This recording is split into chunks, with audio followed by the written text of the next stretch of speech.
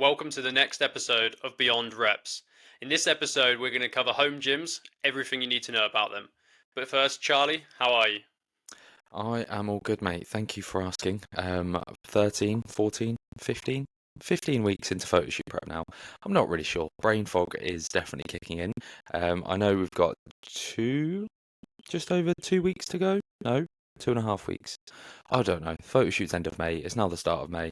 So yeah, that's where I'm currently at. Calories have been dropped for the first time the whole prep, which has been quite nice, but it's been a struggle. So they were dropped on Tuesday and today's Wednesday. And yeah, it's a sad day when you have to delete food from MyFitnessPal that you've already pre-planned in. It was only a 200 calorie drop, but you definitely notice those 200 calories. And I think I would prefer changes to come with more activity rather than taking food away because I love food, but it's 2 weeks. I can manage it. I can dig deep and just keep cracking on. And it'll be interesting to see what that gets because I think we're aiming for another 2 kilos roughly to come off. So yeah, 2 and a bit weeks to get there and then peaking for the week of the photo shoot. So yeah, it should be good. I'm looking forward to it, but it's definitely coming a struggle. And these are now the hard yards, but it's all part of the fun. It's what I'm in it for, and the result at the end will be worth it. How are you? Yeah, all good. I mean, let's not skip past that. You've got 2 more kilos you want to lose, and then you're this far into your prep. Like that's a serious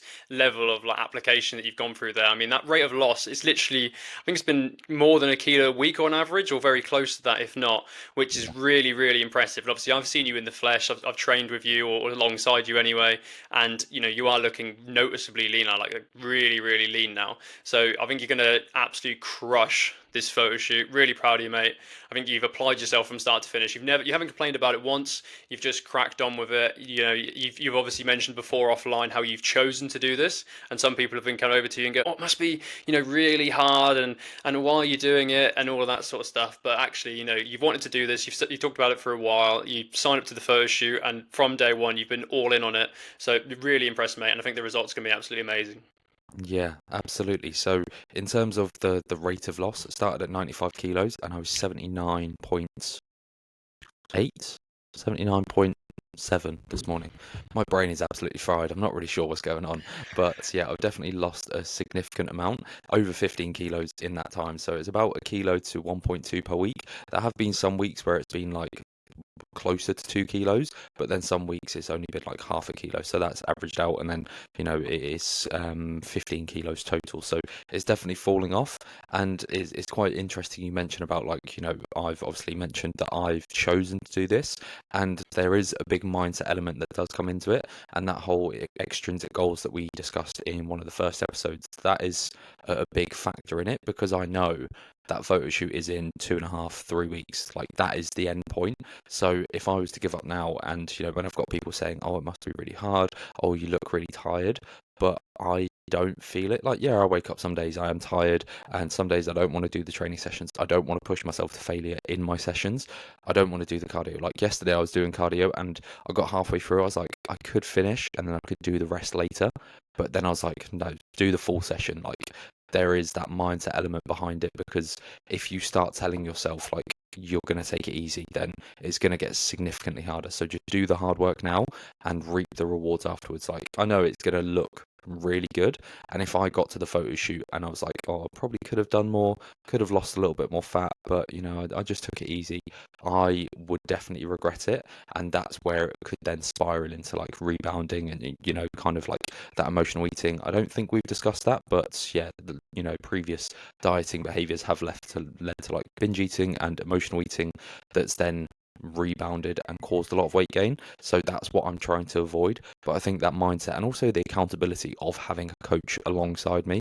Like I know every week I've got to check in with Paul and he is making the changes where necessary. The fact he hasn't made any changes up to this point is a good sign to show that I'm doing the right things. Is when changes are being made regularly, it's like, okay, you're not doing what you should be, whereas I know I'm getting my steps in, I'm doing the cardio every week, I'm doing the training sessions. Yeah, I've had the odd slip up here and there where we've gone to an event or I've overeaten at some point, but we've always pulled it back and continued chipping away, which is the main thing. Yeah, I think speaking of extrinsic goals, obviously my extrinsic goal, which I was looking at in terms of short term, was We Are Festival, and that the news is broken that that's obviously cancelled now due to the weather. Yeah, although I wasn't particularly using it as a way marker. It was something that I was looking forward to going to, and it was something that I did want to have a pretty decent physique for. And now obviously that's in the bin. I need to make up some sort of random deadline to get myself to stick to it. But I would say in terms of like my cut, I've got down to like just about the 89.5 or so, 89.6 I think I was this morning. But as you know, like we spoke about it offline, I've had a real bad bout of. I thought it was food poisoning, but I'm actually thinking it was a virus now because my partner's got it as well, or has had it. So like yeah, on Friday I was just threw up 3 times. I didn't hold anything down stool wise. It was all just a bit of a nightmare in the bathroom overnight. Got hardly any sleep. But actually, coming out the other side of that, probably lost about 1.5 kilos. So yeah, quick life hack to getting shredded is just give yourself a virus, and it'll all just come up one way or the other. Obviously, just kidding, folks. But yeah, I've recovered from that. Fortunately, got back into training this week. Surprisingly, still hitting some PBs as well. Which even this late in the day, which I didn't really think I'd still be hitting, mostly on like isolation work. The compounds are starting to pitter out a little bit. So, for example, on like hack squat, I normally get like 180 for like 7 or 8. Got it for like 2 sets of 6 this week, and it's actually just like no matter how hard I'm driving, I just don't have that additional rep left in the tank. So that is something that I am starting to notice now. But I am going to keep digging. I reckon 85 kilos, I'll be pretty happy with where I'm going to. Want to be sort of relatively beach lean, maybe go to 84, but still loosely tracking calorie, intuitively cutting, if you can kind of phrase it as that, really. But yeah, it's going well. I would say I'm where I want to be, but I definitely do need to step up a little bit if I want to be ready for summer. Yeah, absolutely. And I think the fact you've got to this point just kind of intuitively eating, like, you're making the swaps and things like that, that's a really good sign that you don't have to track calories religiously. Obviously, from the start, I've tracked every single gram of every single food that I've eaten, but that's because I know that's where I get the most success, and I know that's where my results are going to come from. But when we're finished, I'm not going to track as much. And also, I do want to put on a bit more weight when we're finished. I don't want to stay at 79, 78 kilos. I want to be back up at 85. That's probably a comfortable weight for me. But yeah, just what you were saying about that illness. Obviously, we went away with the boys at the weekend, and you put in a good shift to show up after throwing up multiple days in a row. It's not a good time. And glad to hear you back out the other side of it, but it's not nice. That's one thing I'm quite fortunate. I haven't been ill this entire prep. Touch wood. Only 2 weeks to go, so I don't want to get ill now. But yeah, I have kind of managed to fight off any illnesses, any viruses, and the food poisoning, if that was it, or anything like that. So yeah, it's definitely helped in the respect I can wake up every day and just crack on. But when there is an illness to factor in, when strength is dropping off anyway, and you're then ill and you're then coming back from that, it's always hard to get stuck into the sessions. But definitely try to find another extrinsic goal to work towards. Obviously, we've got a couple of other events over the summer, but they're a few months in advance, so they're probably too far in advance that you want to keep digging. Maybe it's just a case you maintain where you're currently at, and then keep chipping away across June and July, and then head for that kind of end of July finish point. I mean, speaking of extrinsic goals and positive reinforcement, just like to shout out to the 4 people who have given Beyond Reps on Spotify a 5-star review. So there's 4 of you. So well done, each and every one of you. You're all absolute bloody legends. Got to make sure we hallmark that milestone. And we're also down on a few downloads as well. So very briefly looked at the analytics. So, yeah, going in the right direction. We've obviously got 3 episodes out currently as we're recording this. This is going to be episode number 9, I want to say, maybe number 8, depending on when it comes out. But yeah. Shout out to all the love that we've had so far. We've obviously got clips going up on Instagram. We've also just set up a YouTube as well. We'll leave all the links down below, but appreciate everyone who's given us a follow and yeah, shared some love. Yeah, absolutely. Obviously, it is a commitment for people to download it and listen to it. Monday morning, 6 a.m. It's the start of the week. Start your week strong with Beyond Reps. And, I've had a look over the analytics as well, and we're getting a lot of love on the reels in terms of views and likes, but then also, the plays that we're getting from the actual episodes, they're definitely increasing week on week, and it's good to see people getting engaged. I've had a few people comment on my not comment, send me like a DM to say that the pod is really good, they're enjoying the episodes, and yeah, it's nice to see that people are actually getting stuck in. In terms of leaving 5-star reviews, if you haven't already and you do enjoy listening, by all means leave a review. And also when we do upload to YouTube, make sure you subscribe, like it, share it with everyone because the more people that listen, the more episodes we can do. And the more listeners we have, the more we invest in Beyond Reps. So, for example, we have just signed off on the upgraded version of Riverside. So, hopefully, you guys can tell from the quality. Should hopefully be recording my videos in either 4K or 1080p. We're still pretty new to this, so I was trying to figure that out. Obviously, Charlie's already been there in the HD settings anyway with his iPhone, but I record off my Android phone. So, I actually had a call with the Riverside team yesterday, like I was saying to you offline, and basically, it was a bit of a miscommunication. So, I thought that I was giving them, I was calling with them or arranged a call so that they could give me some help, but they thought it was for me to give them feedback on this new beta version of the app they've got, which basically you can use your Android phone as a webcam, which you couldn't do previously. So it was a bit of a miscommunication initially on the call, but the guy Tal, never going to watch this, but you're a G, appreciate the support. Basically hooked me up with the correct link, got it all sorted out, and then obviously this is the first run through, the dry run, if you will, using my camera through the Riverside app as a webcam. So going well so far, but I'd be keen to hear your feedback in the comment section below. Yeah, absolutely. Share if you enjoy it, if you're having any audio issues, any camera issues, anything you would recommend, just drop us a DM on Instagram. But yeah, we're definitely investing already, and it is good to see there is some payback from that in terms of more plays and people enjoying it. But obviously, the more plays, the more listens, the bigger we can make the podcast. And obviously, if I have discussed moving a little bit closer to Jason, so maybe there's some in-person podcasts coming up, and we can have that kind of back and forth a bit easier. Obviously, Riverside is fantastic, but that in-person communication is a lot better. So we'll see how that goes. But yeah, definitely a good setup so far, and we're 9-10 episodes in. So yeah, we're still a little bit away from that 21 episode mark where most podcasts fail, but we've got a lot of content to get through, and I'm confident we're going to make it. So stick around, like it, share it with everyone you know, and we will fuel your ears on a Monday morning. Right, let's move on to the meat and potatoes then. We're obviously going to cover everything you need to know about home gyms in this episode. Both me and Charlie have extensive experience with home gyms. Mine probably was a bit more positive than Charlie's and his history, but he's going to jump into that in a little while. But first off, just wanted to start with the main reason why you would want to train at home. And there's really clearly, one reason out of all the other reasons. There's a plethora of reasons out there, but the number one that always comes to my mind is if you train at home, you're always going to be the biggest person in the gym. That is the number one reason why I trained at home and why you should train at home as well. Obviously kidding, guys. But yeah, it's something that is worth considering as well. There's always that ego side to it as well. If you train by yourself, then you will be the biggest person. In terms of like what I found in terms of benefits from training at home, so I would say the mindset shift from training in a gym to moving into training at home can be really, really positive.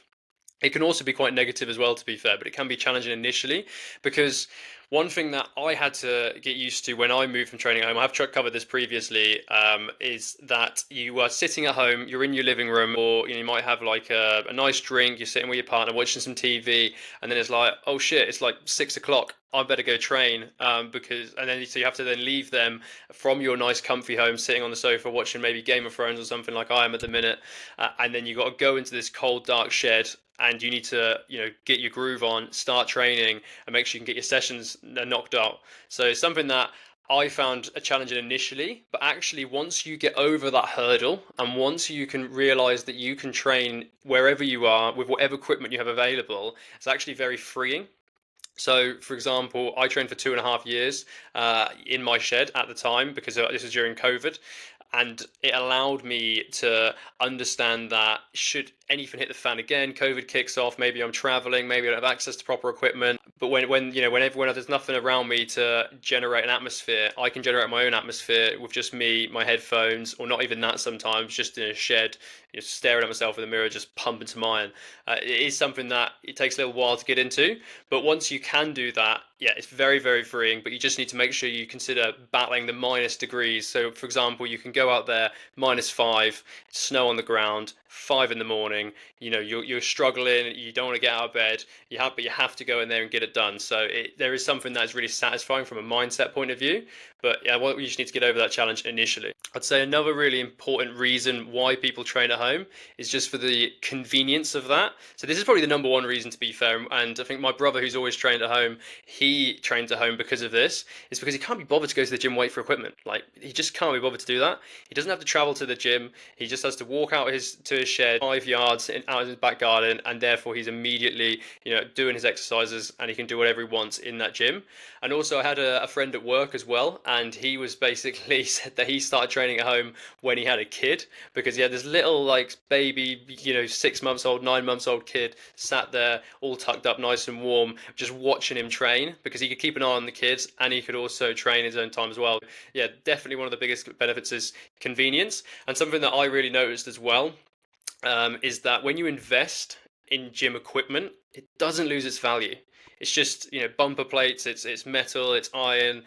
You can always sell it. There's always going to be a market for that on Facebook Marketplace or on eBay or wherever you need to sell it. But actually, like, if you spend, and we're going to go over the costings of how much, it takes to invest in your home gym, then actually you can recuperate almost all of that money, depending on how quickly you're looking to sell your equipment. But there is definitely a real thriving secondhand gym market where you can pick up cheaper secondhand equipment, which it's absolutely fine. It's not like it's a, I don't know, like some other secondhand piece of equipment which has been battered and broken. Like, it's literally a dumbbell, or it's literally a barbell, or bumper plates. These are very durable pieces of equipment that last a lifetime. You're not going to be breaking them. So definitely you can recuperate that investment. So it's not that you're going to lose the money immediately. So there's some of the reasons why you should train at home. Charlie, have you got any more to add? No, I feel like you've covered quite a lot there. I think accessibility is a big one. For me personally, I have to drive half an hour to and from the gym. I don't have to, I choose to. As we've discussed in previous episodes, there is a gym closer to me, but the equipment's just a bit shit. So I prefer to go to a different gym. But yeah, there is that kind of obstacle you have to overcome. You have to get in your car, you have to drive, you have to walk to the gym, wherever that may be. And if you're training in the morning at 5, 6 a.m., it's just not a nice thing to do. Like, I know at the minute it's a bit colder than normal at this time of year, but even those winter sessions, like the gym that we go to, it is a converted warehouse essentially, and it's freezing in the morning. I'm at a point where body fat is very low, and it's impossible to get a pump with those morning sessions. So I'm wrapped up for the whole session, and for me that is a demotivating thing, because if I can't get a pump in the session, then that's affecting my ability to contract my muscles and perform the actual exercise I'm trying to do. So if you can train at home, and if you have a heater, or you train in your conservatory, whatever, your accessibility to that is much easier. You can go in there, you can crack on with your session, get it done in 45 minutes to an hour, and then the rest of the day is yours. You don't have that travel time to factor in, you don't have other people to worry about. There's another thing that really irritates me about gyms is when you're waiting for a machine.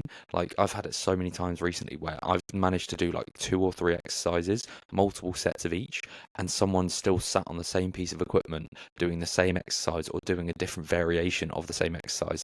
And it is just very frustrating, because that then makes me want to abandon my session rather than actually pushing myself to do more. So yeah, home training definitely has its perks, has its limitations as well, but I feel like there is a lot of value to take from training at home. And as Jason said, you're not going to lose your money from it. So if you move house and you have to sell the equipment, you're going to get that money back at some point. So at the end of the day, it's probably a worthy investment if going to the gym is an obstacle for you and you have the space to train at home.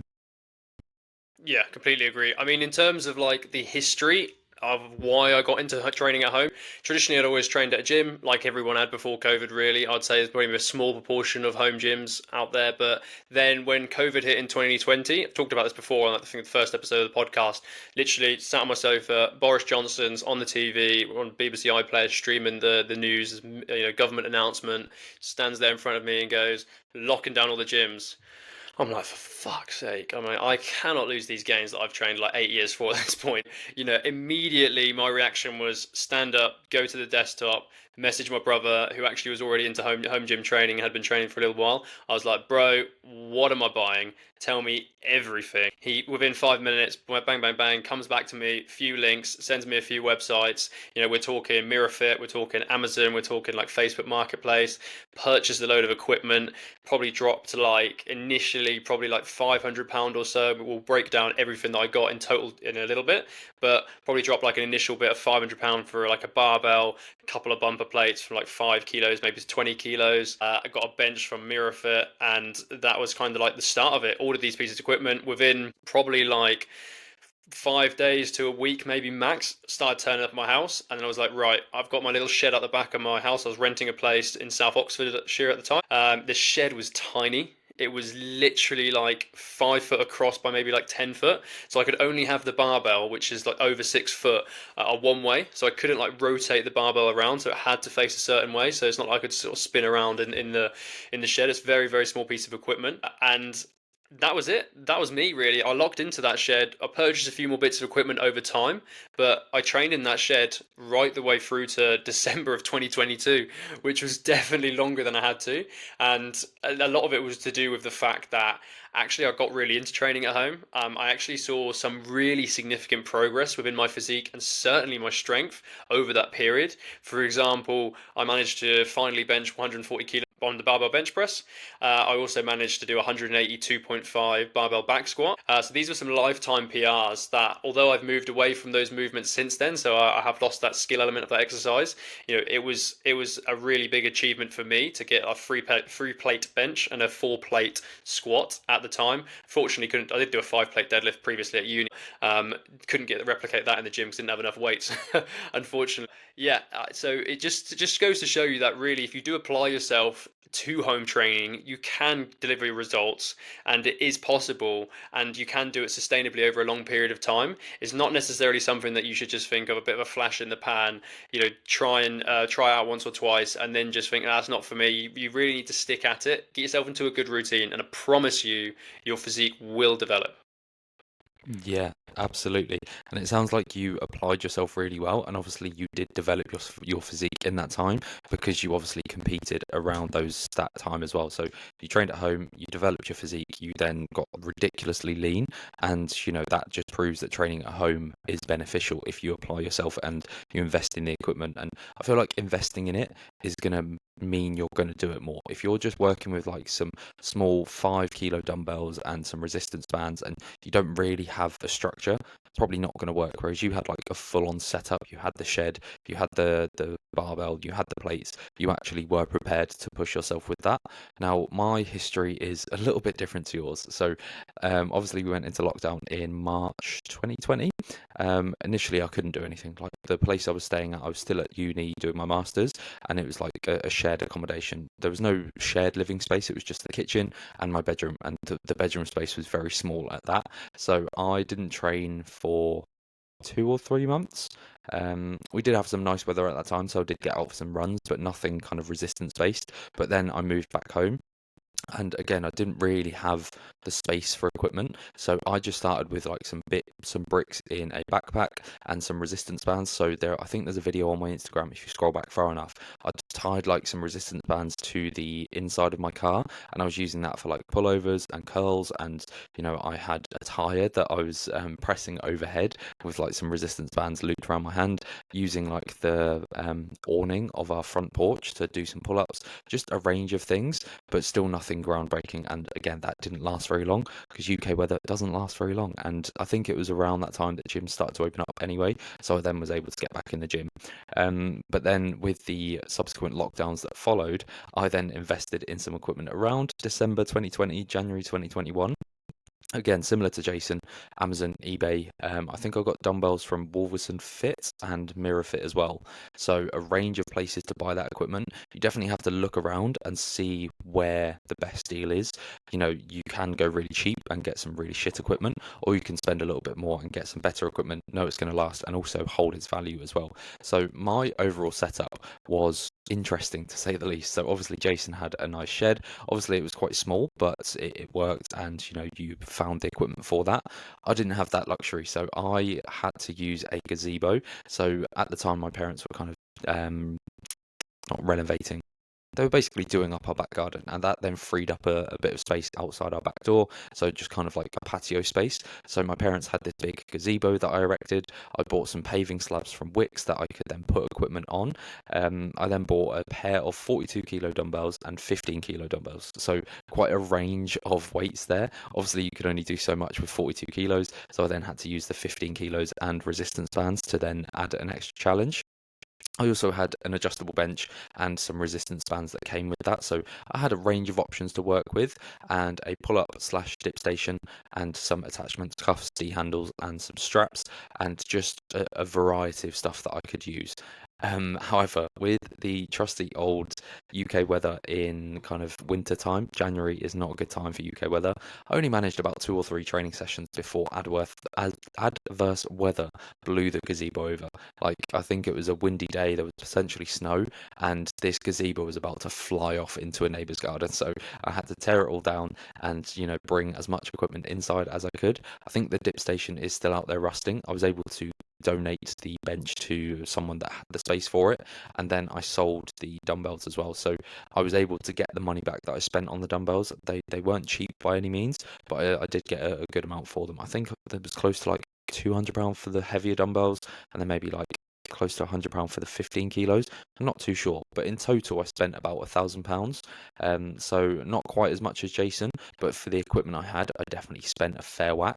And luckily I didn't have to buy the gazebo. It was just paving slabs, dumbbells, and a range of other equipment. Obviously I had some things already. So from a job that I'd done previously as a sports massage therapist, I had a good quality set of resistance bands, and then I also had cuffs and D handles and straps from my previous gym experience. Funnily enough, I did get into creating content around this time, so I documented this for a YouTube video. It is still up there, so if you are interested, search my name on YouTube. You can have a little watch. It's very awkward, very cringy, but it does show you my entire setup, and it's a good little setup. It did work for the 2 to 3 training sessions that I did manage, but yeah, it's definitely not the best setup, and it didn't last very long, so I very swiftly got back into the gym because I just didn't have the space for it, and the UK weather doesn't allow for it. But yeah, that's a run through of my history and my kind of setup. Obviously, Jason does have a much better setup, so I'm sure he's going to be able to advise you a little bit better than I can. But yeah, it's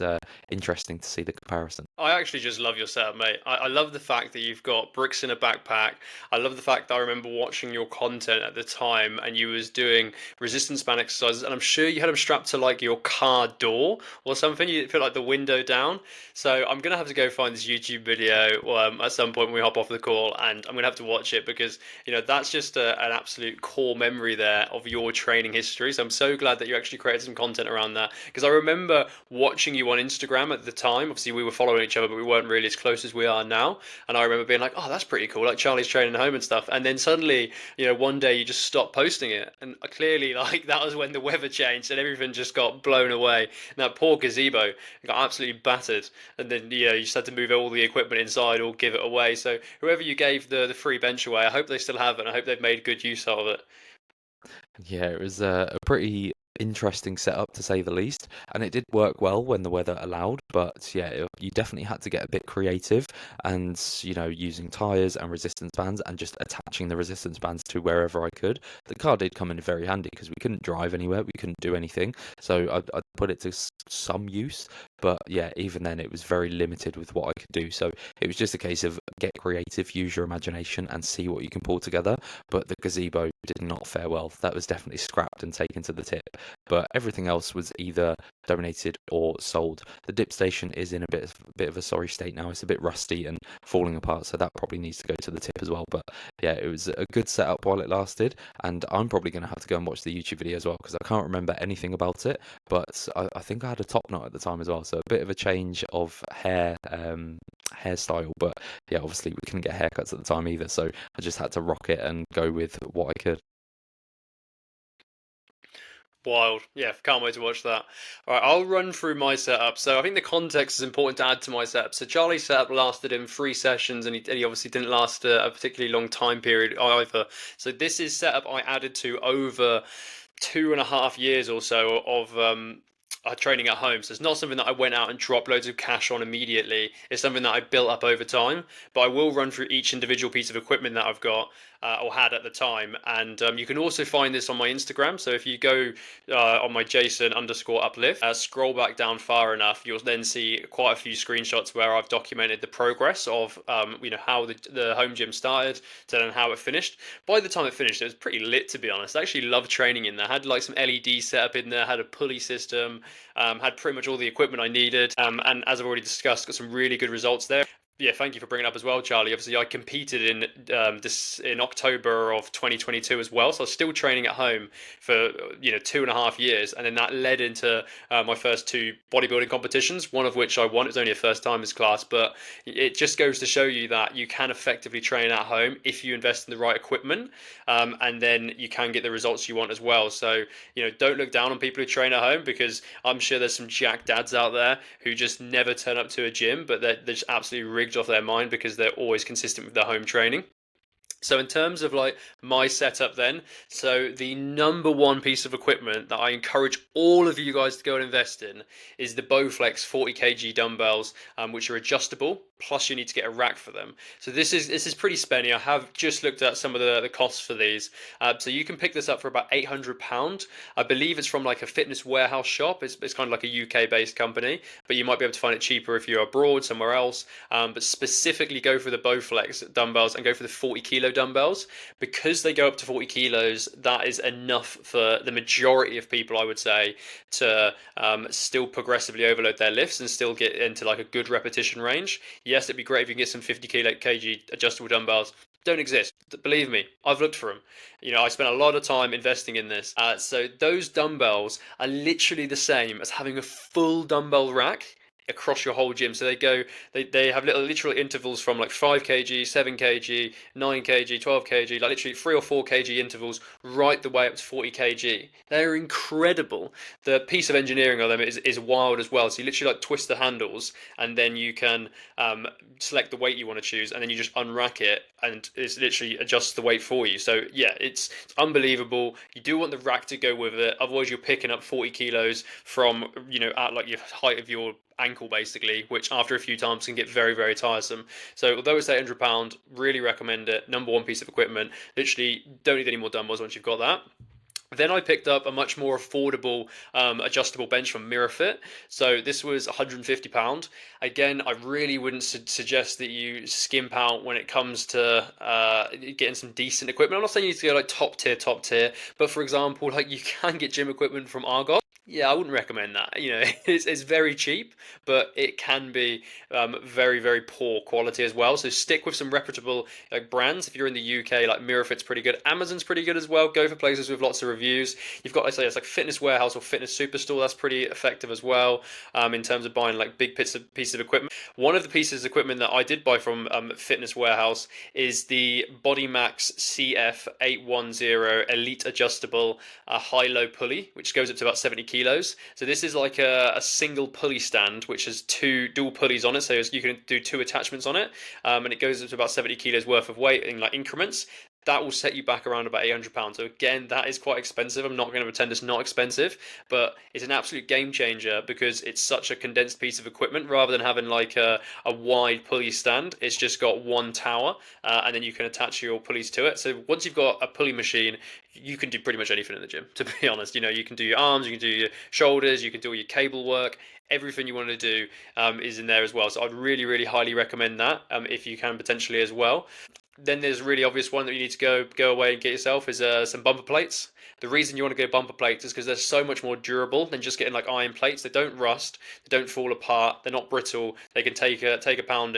So I would recommend getting some for 5 to 25 kgs. This is what I had in my gym personally, and that will set you back around £480 from MiraFit. Then you want to get yourself an adjustable rack. The adjustable rack that I use is around about £150 from MiraFit. Definitely want this. You can use it for bench, squat, if you're doing RDLs, anything like that is all on there. So that's really, really impressive. You also want to then obviously pick up a barbell. So same advice as picking up a adjustable bench is don't skimp out on the barbell. You want to make sure you get a solid barbell, which isn't like if you're buying a £60 barbell and you're going to be dropping it from maybe doing like some bent over rows, or if you're doing like clean and jerks or something like that, and it's going to get damaged over time. So I would recommend the £130 6-foot Olympic barbell from MiraFit. So that will give you good longevity and therefore will be a good return on investment over the years that you use it. That's all like the big stuff in there. Then you've got lots of like little ad hoc bits, which I would say definitely worth having in a home gym, if just because like there's some bits that you want to, maybe if you're going away on holiday, you want some resistance bands, you want to make sure that you've got like things like an ab wheel. They're like smaller pieces of equipment, but they just give you a couple of additional exercises which then you can perform at home. So yeah, I would say grab some resistance bands from Amazon, get them for like £25. You can get like an ab wheel from Amazon, £10. You can get an arm blaster. That is a core piece of equipment. You must have an arm blaster if you're training at home. It's guaranteed to make your pipes look absolutely wham on toast. So that'll be about £22 from Amazon, worth every single penny. The amount of bicep pumps I used to stand in front of my mirror, curling in my arm blaster, and my arms would just be growing in front of me.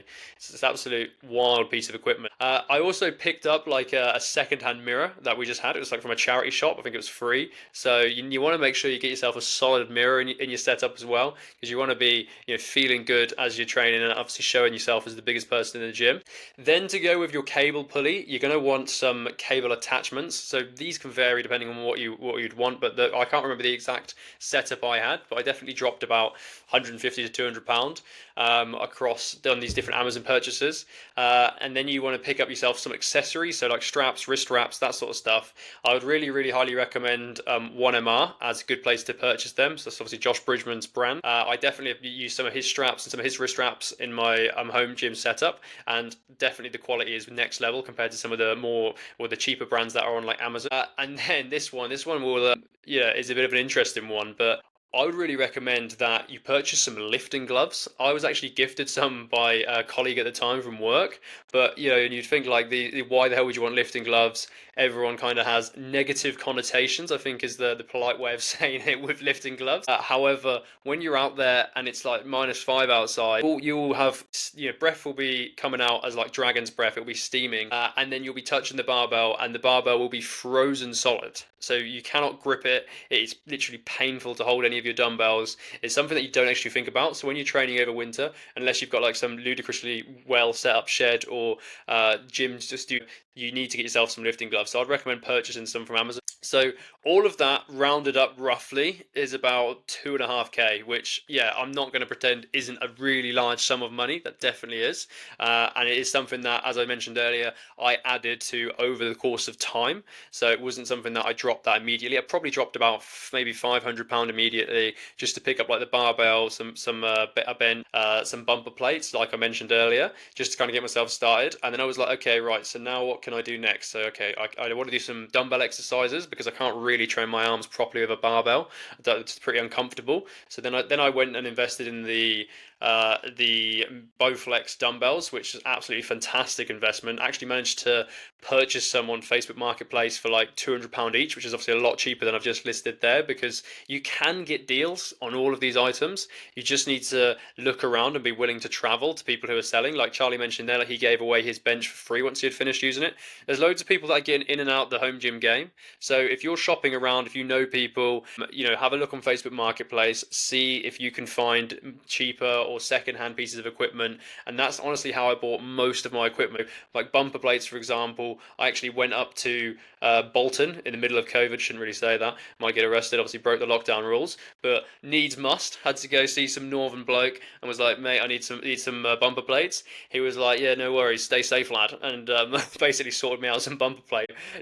That's the sort of deals that you can do to get this stuff much cheaper.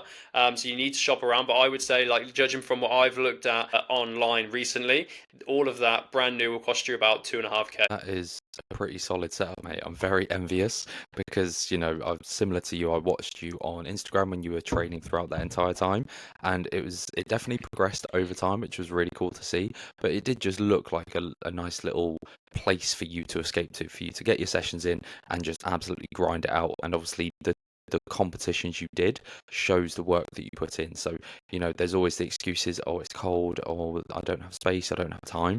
You kind of negated all of those. You had the lifting gloves because it was cold, you got the sessions in regardless, and you pushed yourself as hard as you could with that setup. So obviously it was a significant investment over time, but it definitely paid off. And whether you kept some in storage or you sold it or whatever, you still got access to some of that. And it's a worthy investment if it's something you want to take seriously and you want to progress your physique. Obviously, there are some considerations when it does come to home training. So space availability is a big one. So you compare mine and Jason's setup. Jason had a shed that wasn't being used, I'm assuming, whereas I didn't have that. I just had to use the kind of back patio area and just build it out as best I could. So if you've got a garage that you can rearrange and fit some stuff in, fantastic. If you've got a conservatory that's not really being used, it's just like a storage area, then go for that. I wouldn't recommend going on a patio unless you live somewhere nice and hot, because chances are it's going to ruin your sessions and your setup's going to get blown away. But yeah, if you don't have the space, then can you convert a spare room or something like that,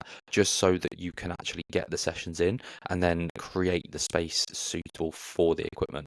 Then, like, in terms of the equipment that you actually need, I feel like Jason summarized quite a lot of it. So everything Jason's just said is a pretty ideal home setup.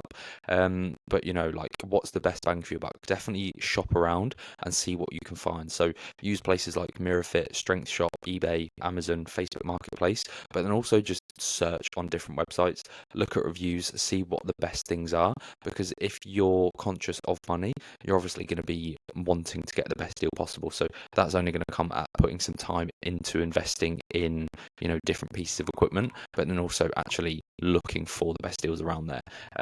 I know George Osborne. If you don't know who he is, go and search for him on Instagram and YouTube. But he did get quite creative with his setup. He built a squat rack out of like some what's it called, like timber, and then attached some brackets to it, and then he used like some plastic buckets and filled them with cement to then use that as like his bumper plates as such. So there is definitely ways that you can get creative. He used like pulley systems, looped over a beam in his garage, and stuck some like bricks in a bag, similar to how I did.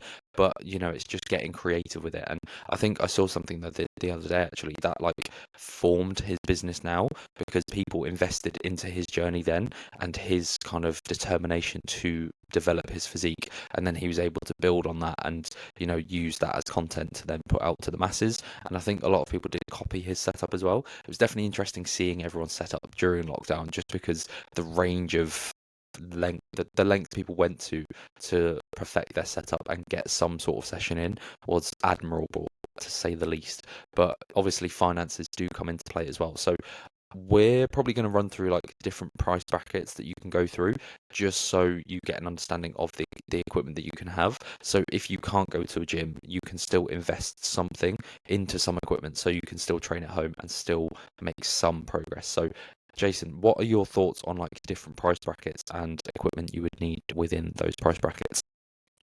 So I would say we'll run through some here in like relative detail, but not overemphasize it, I would say, because some people on YouTube have already gone through this in a good level of detail. So like Matt Does Fitness and Joey D, they're two fitness influencers, really good guys. You can look at their videos; they break it down in quite a lot of detail as well. We're just going to go through our take on it as well. So we're going to go right through £50 all the way to 5k, potentially even 10k as well if you want to drop a bit more. I've got a few ideas on that. So for £50, this is obviously the absolute budget that when it comes to having a home gym. So I would say number one piece of equipment you need is some resistance bands. Your resistance bands, you can pick them up on Amazon, £25 or so, and you can use those to do majority of exercises. Certainly a lot of arm exercises, certainly a lot of isolation exercises, potentially even some abs as well, depending on what attachments go for it as well. You can obviously use like carabiners in terms of to help the setup, along with some D handles, potentially do some pushing, pulling. It's all possible. It's just the challenge with resistance bands is obviously the resistance profile on the bands is going to vary depending on the length of the band. So it's going to be less consistent than if you was going to use a dumbbell or a cable or something like that. But the positives are super, super portable, super, super cheap. You can take them anywhere. If you lose them, doesn't matter. So personally, I actually have some resistance bands, and if I'm going away on holiday, and I'm going to be concerned about training, we're going to be taking the resistance bands. We're going to be getting in a session, so you can definitely get it done. It's just quite hard to then consistently use those and progress, and you're obviously going to get bored over time because there's no novelty to it. So yeah, there is definitely limitations with it. I'd say moving on to £100, I'd say it's not really a big increase to be fair. The only additional thing that I'd probably include is like parallettes, because you can use these for bodyweight exercises as well. So you can potentially incorporate some dips or some adjusted pull-ups or some different positions in there as well. But you're really starting to limit yourself. To be fair, it's not going to be sustainable over the long term. But I would say that you can then move up to like the £250, where you can definitely pick up like a cheap pair of adjustable dumbbells. So for roughly like a 20 kilo pair, that can be maybe like 60 to £80, maybe even £40. There's some available on Amazon. So definitely include that in that setup, as well as the resistance band, as well as the parallettes potentially. And the only downside to having these adjustable dumbbells is the cheap ones, not the Bowflex ones like I talked about earlier, but the cheaper ones that you can pick up. You have to constantly sort of spin the sides to then take the weight off, then load the weight back on. And I have used those sort of dumbbells when I first started training, back before university. And yeah, just a pain in the ass. Just a real pain in the ass. But the only thing that they are good for is they are affordable, and they will give you a lot more potential exercises that you can do. Another thing I'd invest within the £250 bracket would be a pull-up bar. So hopefully you can find one which is a reasonable quality one that you can potentially hang above a door or in a door frame or nail to a wall to get it set up. But potentially you can have different grips of that as well. So you can have wide grip, narrow grip, neutral grip, like an underhand grip, like a bicep sort of focus grip. So there's lots of different opportunities there to train your back using that piece of equipment. So that definitely is all things that you could fit within the £250 bracket. Then when we move up to the £500 bracket, we're starting to get to what I would class as a sustainable, suitable, long-term home gym setup. So because you can now include like an adjustable bench. And having an adjustable bench just opens up a whole world of different exercises that you can do, combined with the dumbbells and the pull-up bar, and even the resistance bands. Like now you're starting to really get all bases covered. And potentially you can also look at investing in maybe two sets of dumbbells. So you could have like a lighter set, which maybe goes like 5 to 15 kilos, and then a heavier set that maybe goes from like 20 to 30 kilos or 35 kilos. And that's going to allow you to have a more diverse selection of exercises, especially on like heavy compound exercises. So you can use the lightweight exercises for the isolation work, biceps, triceps, lateral raises, all that sort of stuff. And then when you move on to the heavier compound exercises, incline bench press, dumbbell row, all that sort of stuff, you can then use the heavier dumbbells. So that's potentially an option as you go into that £500 bracket. I would also say that, yeah, anything else you'd add to the £500 to be fair there, Charlie? Um, you've added the bench in there, so I feel like that's quite important. Yeah. I feel like, it's obviously dependent on what you actually want to get out of the sessions as such, but definitely, dumbbells, bench, bands, everything we've already mentioned, you can adjust the prices of these to then fit into that budget. So if you've only got £500, then maybe you want to invest in a bit more weight and sacrifice on like some bands, or sacrifice on the adjustable bench, maybe just have a flat bench, whatever works for you. Would definitely recommend an adjustable bench and those lighter and heavier dumbbells, just to challenge you to some respect, but just to make sure that you've actually got a range of equipment within there.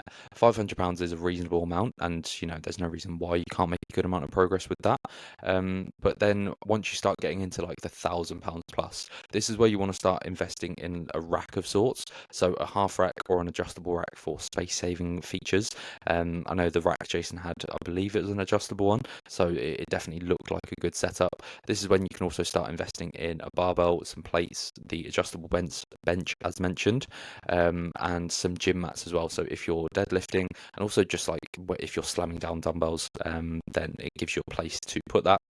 If you're not investing in dumbbells, then you can invest in like a lighter set. So if you're going for the barbell and the plates, generally you can do a lot of things with that. You can do barbell rows, deadlifts, squat, bench, all that stuff. So if you have the lighter dumbbells for curls, tricep work, some overhead work, things like that, that's still going to give you a good diverse range of exercises to work with. Then once you start increasing the pricing, that's just where you start diversifying and getting better equipment. So £2,000, probably looking at a better bench and a rack and more plates, more dumbbells essentially. You could invest in the pulley system as well that Jason mentioned. It sounds like that was a pretty good setup for a reasonable price as well. So, that's going to remove the need for resistance bands. So everything you can do with resistance bands, you can probably do with the cable. And then, you've got a range of weight on that as well. So it's definitely a worthy investment. And then again, once you go from that kind of £2,000 plus mark, it's just building on what you've already had. So a better bench, a better bar, better, more durable plates and more of them, more dumbbells as well, and maybe potentially a range of equipment or just the adjustable set that Jason had.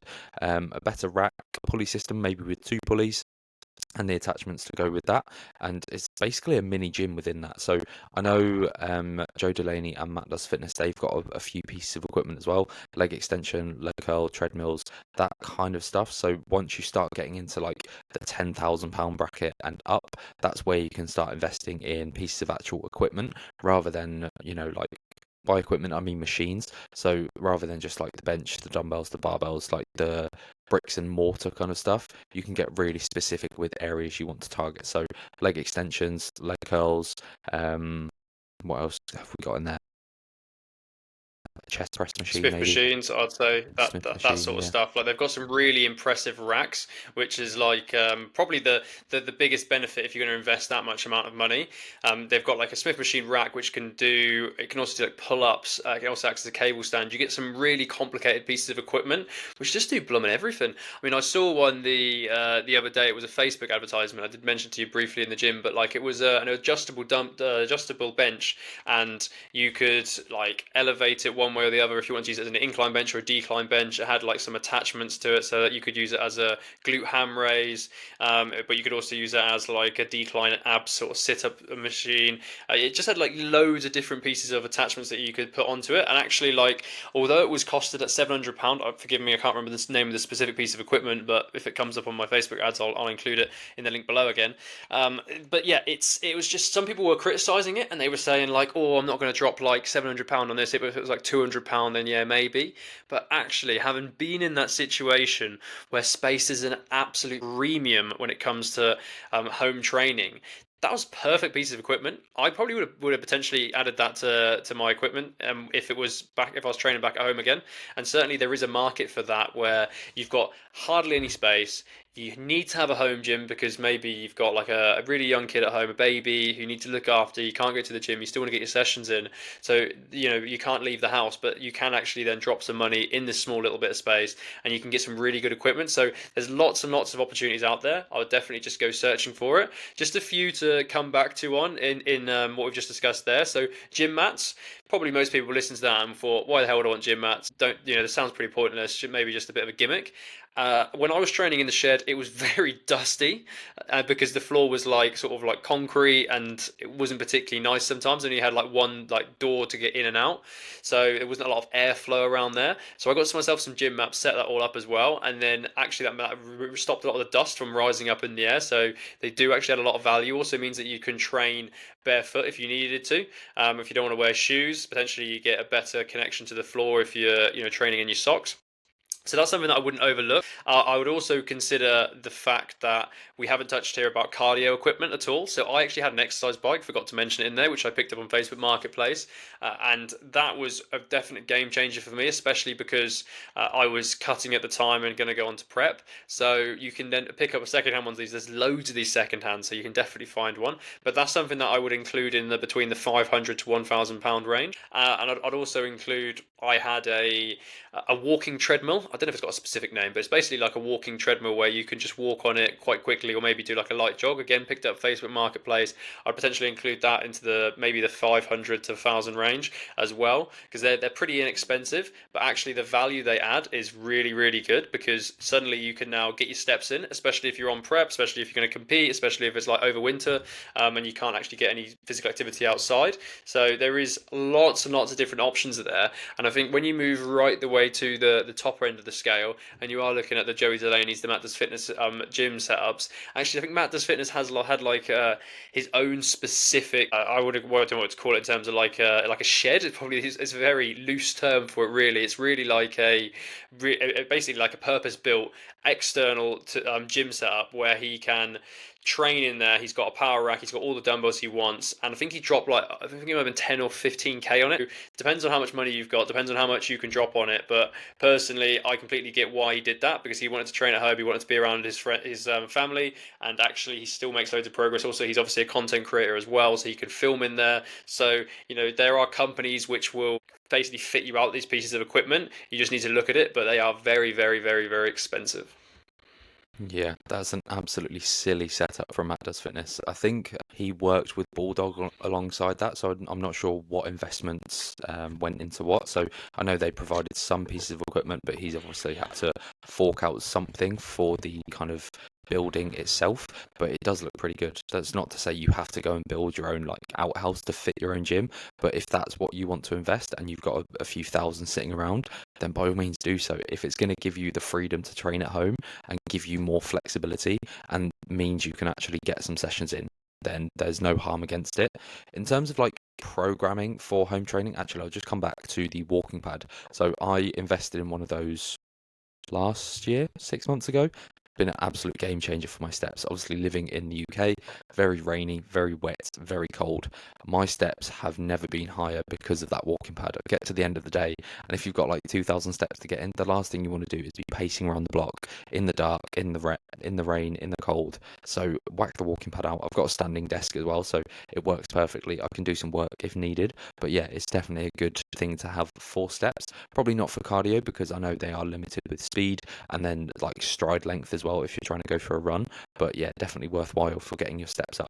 So when it comes to like programming home training, it's obviously very equipment dependent. So if you've only got resistance bands, you are limited to resistance bands and bodyweight exercises.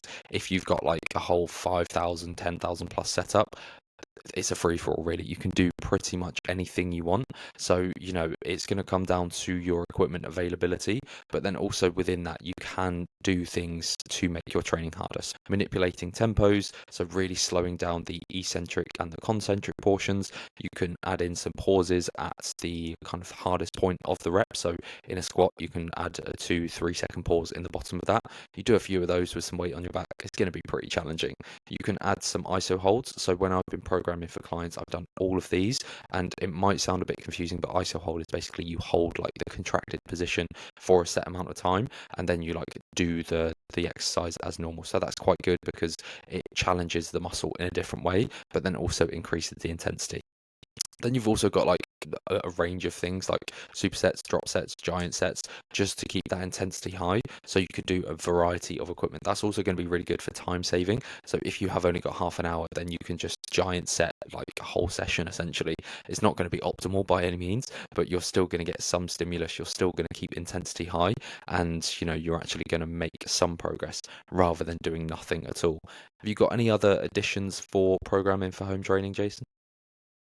So I would say, having reflected on sort of my programming for home training, what was really good during that period is you had to get creative. You had to really think about how can I replicate certain exercises which I absolutely loved in the gym at a home gym setup. So one of the exercises which came out of lockdown as an absolute goated, roaring success was the foam roller hack squats. Those were brutal. So essentially all you needed to do is you get a foam roller, you place the foam roller against your back as you press against like a wall, and then you have dumbbells in either hand, and you're essentially doing a squat while leaning backwards against the foam roller. And honestly, that exercise was ridiculously good. I was chatting to one of our friends, Harry, about it just over the weekend, and we were both like, mate, that exercise was mad. There's so much progress on our legs just through doing that exercise. So you can get creative when it comes to exercise selection. Obviously, as Charlie's covered, does depend on what equipment you've got. But even if you don't have that top tier equipment, like some people do, there's still options out there. So I would definitely, have a look around on YouTube. There's plenty of tutorials out there. Certainly during COVID, it was rife. Your social media was covered in loads of good pieces of equipment.